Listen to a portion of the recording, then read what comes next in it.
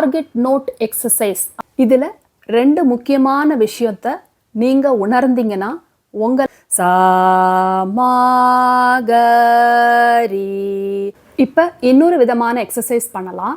உங்களோட வாய்ஸில் இருக்கக்கூடிய ஸ்ருதியே டோன் ரிசீவிங் கெப்பாசிட்டி, ஆனால் கொஞ்சம் டிஃபிகல்ட்டாக நீங்கள் பாடி ப்ராக்டிஸ் பண்ணும்போது உங்களோட ஸ்ருதி விலகி போகுதா, இல்லை ஸ்ருதி விலகிறத எப்படி கண்டுபிடிக்கிறது அப்படின்னு தெரியலையா? ஸ்ருதியில் பாடுறதுக்கு நிறைய கேட்கறது முக்கியமா இல்லை நிறைய பாடுறது முக்கியமா அப்படின்னு கீழே கமெண்ட்டில் சொல்லுங்கள்.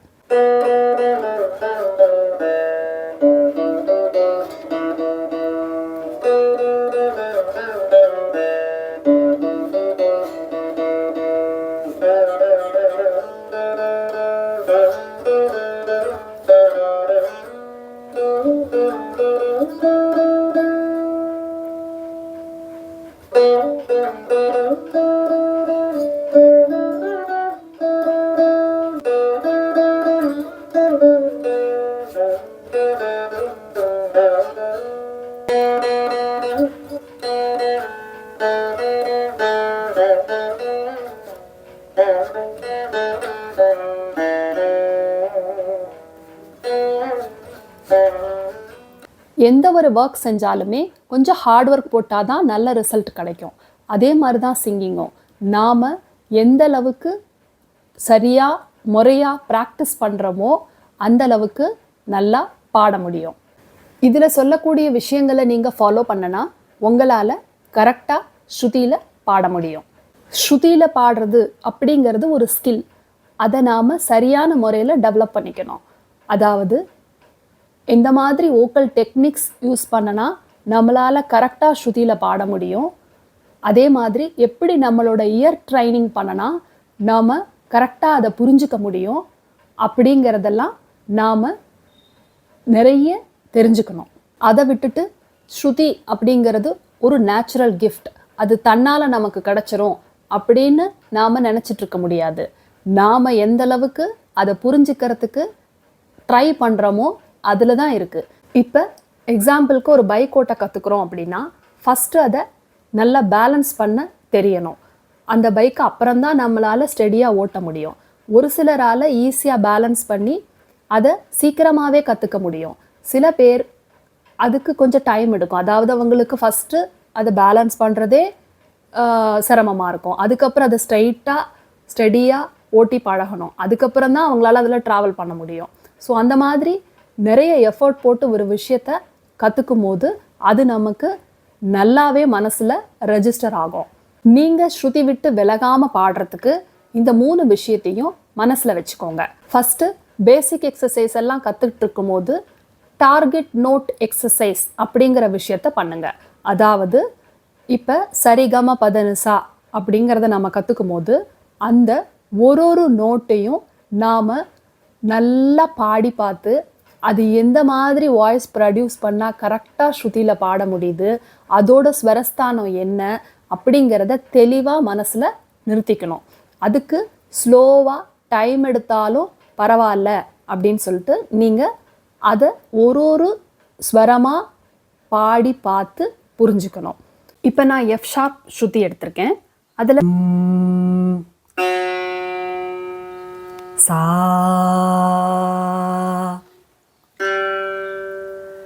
ரே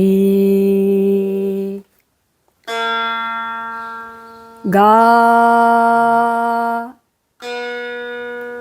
மா பா தா நீ சா. இப்போ இன்னொரு விதமான எக்ஸசைஸ் பண்ணலாம். அதாவது ஒரு ஸ்ருதி எடுத்துக்கிட்டு அந்த ஸ்ருதியில் இருக்கக்கூடிய சரிகம பதனிசா நோட்ஸை நாம் பாட போகிறோம். ஆனால் கொஞ்சம் டிஃபிகல்ட்டாக பாட போகிறோம். அதாவது நாம் ஒரு ஸ்வரத்தை பாடிட்டோ இல்லை வாசிச்சிட்டோ இன்னொரு ஸ்வரத்தை எடுக்கணும். எக்ஸாம்பிளுக்கு இப்போ நான் எஃப் ஷார்ப் ஸ்ருதி எடுத்திருக்கேன். இதில் நான் சா ப்ளே பண்ண போகிறேன். ஆனால் சா பாட போகிறதில்ல. அதுக்கு வேற ஸ்வரம் அதே ஸ்ருதியில் நான் பாட போகிறேன். அதாவது பா அப்படி. இப்போ நான் சா வாசித்தேன், ஆனால் பா பாடுறேன். அந்த சாவிலேருந்து ரெஃபரன்ஸ் பாயிண்ட் எடுத்துக்கிட்டு நான் பா பாடுறேன். இப்போ தா அப்படின்னு, அதாவது நான் கா வாசிச்சுட்டு தா பாடுறேன். நீ அப்படி மா வாசிச்சுட்டு நீ பாடுறேன். சா இப்போ பா ப்ளே பண்ணிட்டு சா எடுக்கிறேன். கா அதாவது இப்போ நான் தா வாசிச்சுட்டு கா பாடுறேன். சா அதாவது நீயை வாசிச்சுட்டு நான் சா பாடுறேன். இப்போ அப்பர் சா வாசிச்சுட்டு பா கூட பாடலாம். பா அப்படி.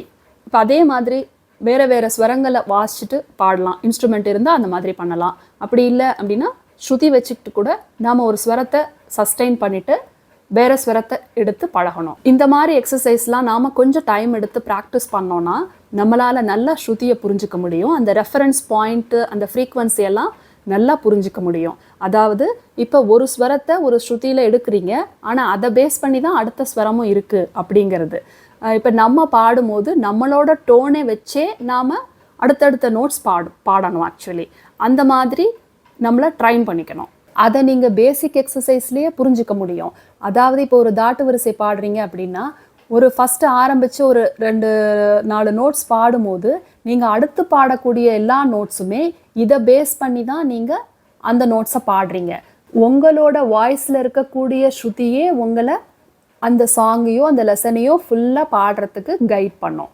சாரி சாகா ரீ கரி மா சா மா கரி சாரி கா மா சாரி சாகா ரீ கரி மா சா மா கரி சாரி கா மா. இப்போ பதனசாலேருந்து 2 லைன் எடுத்துட்டு பார்க்கலாம். பாத பானி தனி தசா பாசா நீத பாத நீசா சானி சாத நீத நீபா. இதில் 2 முக்கியமான விஷயத்தை நீங்கள் உணர்ந்தீங்கன்னா உங்களால் ஸ்ருதியை நல்லா புரிஞ்சு ஸ்ருதி விலகாமல் பாட முடியும். அதாவது ஃபஸ்ட்டு விஷயம், இப்போ நான் வாசிக்கும் போது இல்லை பாடும்போது உங்களால் அந்த ஃபுல் தாட்டு வரிசைக்கு ஒரு லைன் ஒன்று ஐடென்டிஃபை பண்ண முடியுதா அப்படிங்கிறது. அதாவது லைன்னா இப்போ நீங்கள் சால் ஆரம்பித்து அப்பர் சா போய் திருப்பி ரிட்டர்ன் சாக்கு வரீங்க, அதுக்குள்ளே நிறைய ஜம்பிள்டு நோட்ஸ் பாடுறீங்க. ஆனால் உங்களோட காதுக்கு அழகாக ஒரு லைன் வந்து தெரியும். அப்படி தெரிஞ்சதுன்னா உங்களால் அந்த ஸ்ருதியை நல்லா புரிஞ்சிக்க முடியுது அப்படின்னு அர்த்தம்.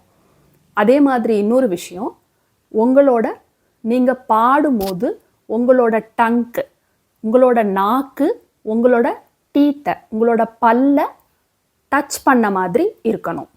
இப்போ நல்லா கவனித்து பார்த்தீங்கன்னா, இப்போ நான் தாட்டு வரிசை பாடும்போது ஒரு சின்ன ஒரு லைன் வந்து ட்ராவல் ஆகும். ஒரு ஸ்வரத்துக்கும் அதை அப்படியே ட்ராவல் ஆகி வரும். ஸோ அதுதான் வந்து நம்ம ஸ்ருதி. நீங்கள் ஸ்ருதியை கேட்க கேட்க, ஸ்ருதியில் பாட பாட அந்த ஒரு புரிதல் உங்களுக்கு கிடைக்கும். இன்னொரு விஷயம், நீங்கள் முறையாக பாட்டு கற்றுட்டு இருக்கும்போது நீங்கள் அதில் வர லெசன்ஸையோ இல்லை பாட்டையோ நீங்கள் ஸ்ருதி சவுண்டு இல்லாமல் பாடி ப்ராக்டிஸ் பண்ணக்கூடாது.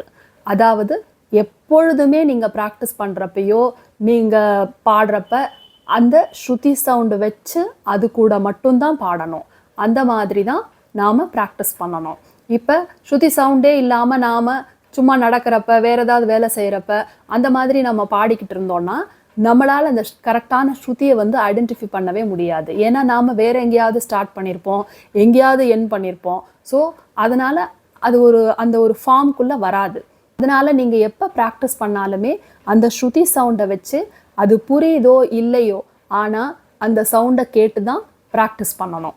அப்படி பண்ண தான் உங்களால் அதை புரிஞ்சுக்க முடியும். நீங்கள் அந்த ஸ்ருதி சவுண்டை புரிஞ்சுக்கிறதுக்கு இன்னொரு ஈஸியான மெத்தட் என்ன அப்படின்னா, நீங்கள் பாடி ப்ராக்டிஸ் பண்ணுறதுக்கு முன்னாடி ஒரு 1/2 ஹவரோ இல்லை ஒரு 1 ஹவரோ நீங்கள் உங்களுக்கு பிடிச்ச சாங்ஸ், டிவோஷனல் சாங்ஸாக இருக்கட்டும், இல்லை சினி சாங்ஸாக இருக்கட்டும், இல்லை இன்ஸ்ட்ருமெண்டல் மியூசிக்காக இருக்கட்டும், ஏதோ ஒன்று உங்கள் காதில் நல்லா கேட்டுக்கிட்டே இருக்கணும். அப்போ கேட்டு முடிச்சுட்டு நீங்கள் அந்த ஸ்ருதி சவுண்டை வச்சு நீங்கள் பாடும்போது உங்களுக்கு அந்த சவுண்டு நல்லா புரிய வரும். உங்களால் நோட்ஸ் கரெக்டாக எடுத்து பாட முடியும். இது என்ன சிம்பிளாக இருக்கே, இது ஒரு பெரிய விஷயமா, அதாவது நாம் பாடுறதுக்கு முன்னாடி பாட்டு கேட்டுட்டு வந்து பாடணும் அப்படிங்கிறது அப்படின்னு நினைக்கலாம். ஆனால் இதை நீங்கள் செஞ்சு பாருங்கள், கண்டிப்பாக இம்ப்ரூவ்மெண்ட் தெரியும். நீங்கள் பாட்டு கிளாஸ் போகிறதுக்கு முன்னாடியோ இல்லை நீங்கள் ப்ராக்டிஸ் பண்ணுறதுக்கு முன்னாடியோ நீங்கள் கண்டிப்பாக ஒரு 1/2 ஹவர் ஒரு நல்ல குவாலிட்டியான மியூசிக்கை நீங்கள் கேட்கணும். நீங்கள் அப்படி பாட்டை நிறைய கேட்டுட்டு வந்து ஸ்ருதி சவுண்டோட பாடும்போது கேட்குறது எவ்வளோ முக்கியமான விஷயம், அது எந்த அளவுக்கு நம்ம பாடுறதுக்கு ஹெல்ப் பண்ணுது அப்படிங்கிறத உங்களால் கண்டிப்பாக புரிஞ்சுக்க முடியும். அடுத்து மிக முக்கியமான விஷயம் என்ன அப்படின்னா, நாம் டோன் ரிசீவிங் கெப்பாசிட்டியை வளர்த்துக்கணும். அதாவது எந்த ஒரு மியூசிக்கையும் நாம் டோனாக ரிசீவ் பண்ணி பழகணும். இதை பற்றி நான் ஏற்கனவே நிறைய வீடியோஸில் நான் சொல்லியிருக்கேன். சாங்ஸ், லெசன்ஸ் இதெல்லாம் நீங்கள் கேட்டுட்டு வந்து பாடும்போது உங்களோட டோன் ரிசீவிங் கெப்பாசிட்டி நல்லா டெவலப் ஆகும். பேசிக் எக்ஸசைஸ்லேயே நீங்கள் டோனாக ரிசீவ் பண்ணி பழகிட்டிங்கன்னா உங்களால் ஒரு சாங் பாடும்போதோ இல்லை சாங் சொல்லி தரும்போதோ அதை டோனாக ரிசீவ் பண்ண, டோனாக கிராஃப் பண்ண பழகிப்பீங்க. உங்களால் ஒரு சாங் எடுத்துகிட்டு நீங்கள் பாடும்போதோ இல்லை லெசன்ஸ் எடுத்துகிட்டு பாடும்போதோ உங்களோட டோனே உங்களை கைட் பண்ணும். அதாவது உங்களோட நீங்கள் ஆரம்பிக்கும் போது நீங்கள் கரெக்டாக ஸ்ருதியில் ஆரம்பிச்சிங்க அப்படின்னா அந்த ஸ்ருதியே உங்களை ஃபுல் சாங்கும் ஸ்ருதியில் பாடுறதுக்கு கைட் பண்ணும். அதை நீங்கள் உணர முடியும்.